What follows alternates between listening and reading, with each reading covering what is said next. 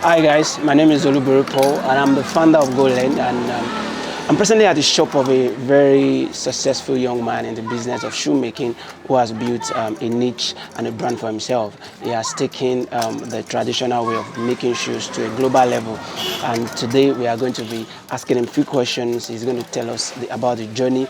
Our goal at GoLend is to show young people that there are 1,001 other things to do aside fraud, aside scamming people, and that you can learn a skill and make money and be okay for yourself.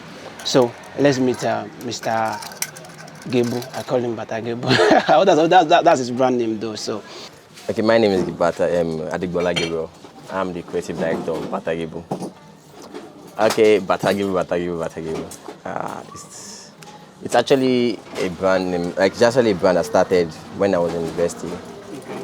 Okay, but I finished from the University of Lagos. oh, okay. Nation's Pride, yeah. Okay, so I started doing shoemaking before I actually gained admission into university.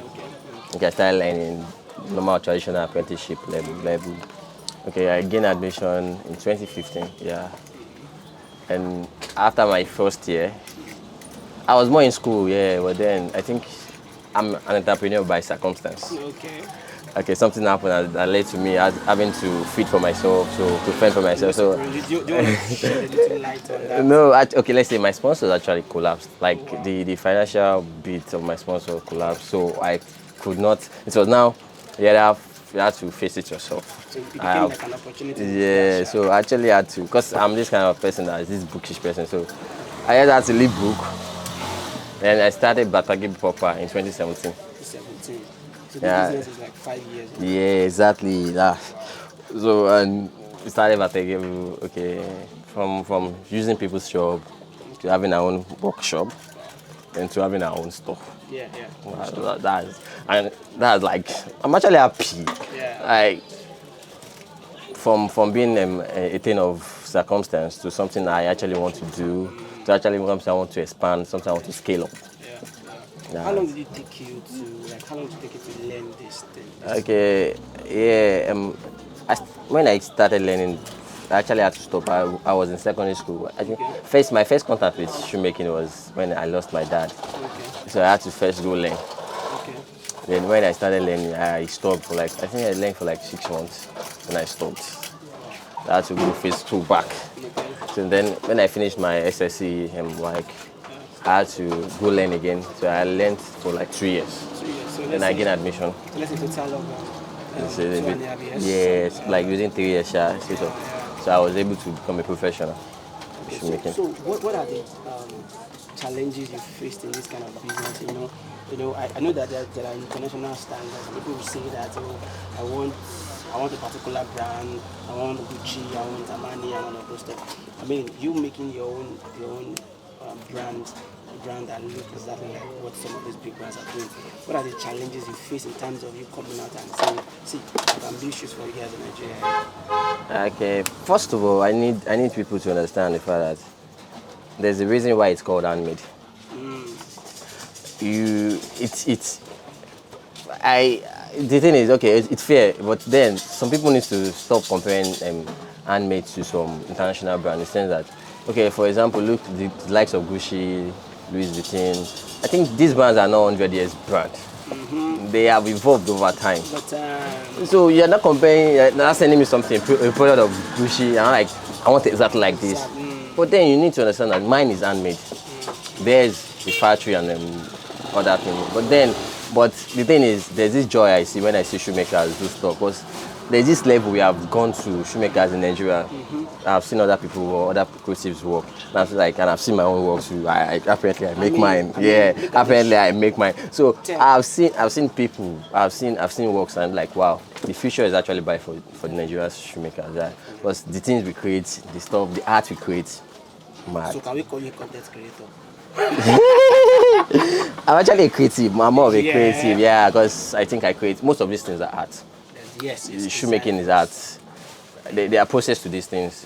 There's a way you can't just start shoemaking. You can't just cut leather there's a process, there's a way we cut the pattern, there's a way I have to draw it. So these things are what matter. So it's like it's an art itself. So these are what makes the final products. Yeah. Can you see that this business is profitable? Yeah, I would say so. Because if it's not profitable, I won't be there. Yeah.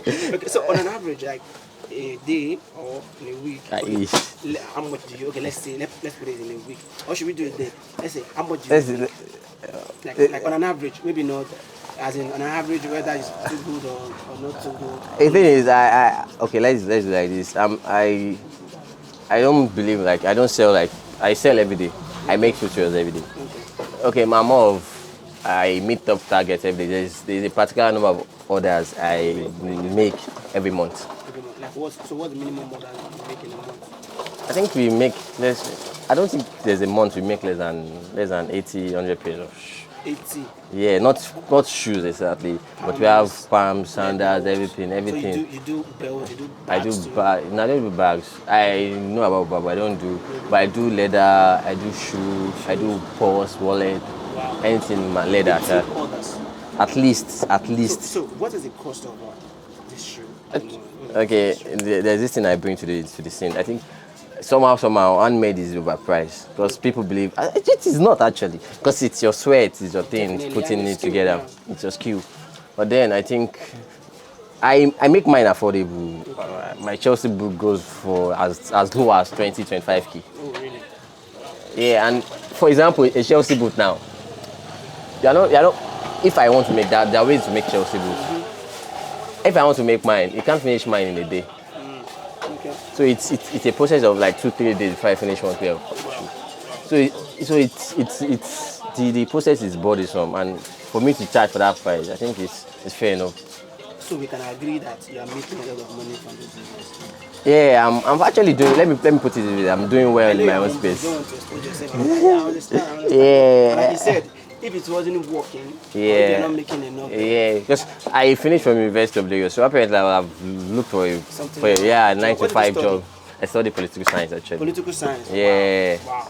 And are you looking to go back to 9-to-5 job? No, I don't see myself doing a 9-to-5 for now. I don't see myself doing a 9-to-5 job. I don't see myself doing one. So what do you think is the future of skill acquisition in Nigeria? The thing is, when you talk about skills, it's not only traditional skill. It's skills that encompasses digital too. Yes. So the future is, but the thing is, this current life, this current process right now, you need a skill. Yeah, definitely. They don't teach UI UX in school. At all. They don't teach coding. There's no course called coding. It's part of something. But coding is a skill. UI UX is a skill. Definitely. So it's just it's your skill that will bring you out of this world. It's not 9-to-5. It's not, let me say, what you study in school. The 4 years, like they don't prepare us for the outside world now. Like I finished from post science now. Most of my friends actually ventured into HR. Okay, HR. So then I don't think 9-to-5 is my own calling. Yeah. Like I'm so engrossed in this thing, Definitely. and this is something I've been doing for like 5-6 years. Bro.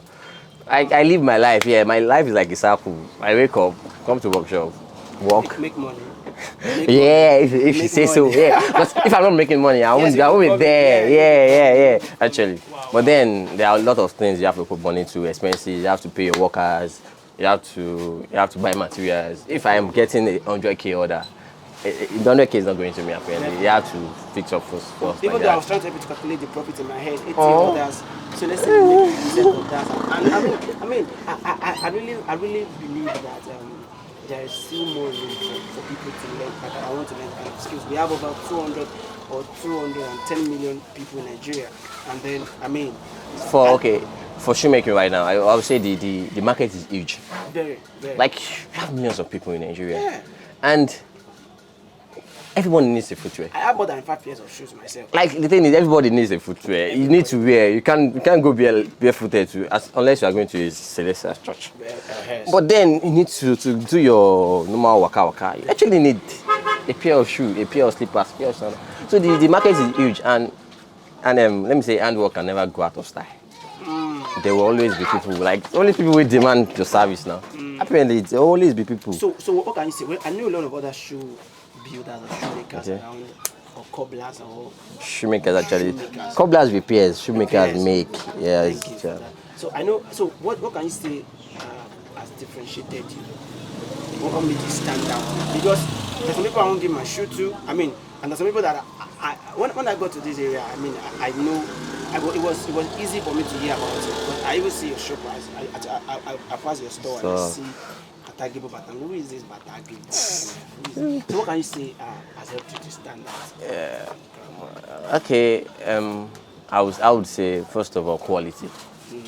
One thing I will always make you to know. The thing is, there's this movie that spoils me on. It's this movie Three Idiots. Yeah, it's actually my best movie till date. I think I've watched it like 100 Yeah, times. I've seen the movie over and over again. Yeah. The thing is, the whole idea is you should chase excellence. Yeah, you should not because you want to collect the money, just do work.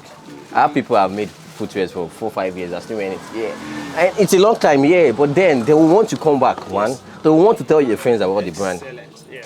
So in everything I do, I strive for. There's this thing I do. I say I deliver happiness. Yeah. You can call me Minister of Happiness. Yeah. You can. Okay. But you can call me Minister. Like anything, every pair of Bata I give you it's happiness. Like anytime I meet a client, I just want to deliver happiness to the client. I want to let it feel. Guy, come to the bright side of life, feel happiness, enjoy happiness, all this kind of stuff. Well, on a final note, I want to ask you that what would you like to say to young people out there, somebody that's just about to start their life, that they have no direction, they don't even know what next to do, ASU is even disturbing them right now, they're at home, they're just there. What would be your advice to them? And the social media is fake. You know, I mean, so many fake things, and they are being pressured by social media lifestyle and all of that. What would be your advice to them? One thing we need to understand is social media actually, let's say, it's not real. Anything you see there, people won't post their losses, people won't post their failures on social media. They'll just show you what they want you to see. Definitely. That, okay, yeah, they are doing good. But there are upside, there are back, let's say, downsides too. But I'll tell you, for a student now, ASU is actually great. During my own time, when I was in school, anytime there's strike, I'm actually happy. Like, there's work to do. Happy as a student. That was when I can't relate again, Sha. Yeah. But then. Actually, he's been serving. Yeah, I'm actually serving his in father's fatherland, yeah. In his father's house. I'm quite serving, yeah. But then, the thing is, you need to just look at the bright side of things. See, with fraud, okay, you go into fraud now, you're scamming people. Will it sustain you for a number, like, till when? Till when? Okay, apparently you'll be out for 5-10 years. Bro. That's the max. Bro. There are a lot of things to do. If you don't want to learn handwork, learn digital work, like learn digital skill, learn coding, learn UI UX. I have guys that lives on coding, like my guys that they don't deal with local clients, like it's international clients to do it. So there's something for you to learn. There's enough success to go around. Like bro, everybody can make it. Just find your own niche, find what you want to do, and be the master. Like be the god there. Let people, like when people want to call that service, let them be like, this guy will do it for me. Thank you so much, Mr. Gabriel Batagebo. Thank you for the shoe in advance also. Are you taking students? Yes. We are currently taking students. Oh, there's this thing I'm actually building a Batagebo Academy. Good. So okay, it's something we are building, we are working on. But for now, we are still taking students where we can teach them the art of shoemaking. See, there is difference between learning shoemaking and learning shoemaking. There is process to this thing. There's a professional way of doing things. So we are going to teach you the professional way of doing things. And we are going to be the best about it. No problem. The professional way of shoemaking. So, you can check them out and patronize them from batagebo.com.ng. You can also check them on Instagram as Batagebo, and then on your social media too, Batagebo there. Yes. So please patronize Nigerian made products. I think I have a product of yours actually. I think I have one of the products through one of your apprentices. Yes. Because one of the best way I support people is to patronize their business. So so I think I have one of your products, and I can tell you that they are very, very good products. So today the lesson is that there is enough success to go around. You are the one that need to find an area be a master at it, and then the world will come looking for you. So until we meet again next time, my name is Olubori Paul Kende. Thank you so much.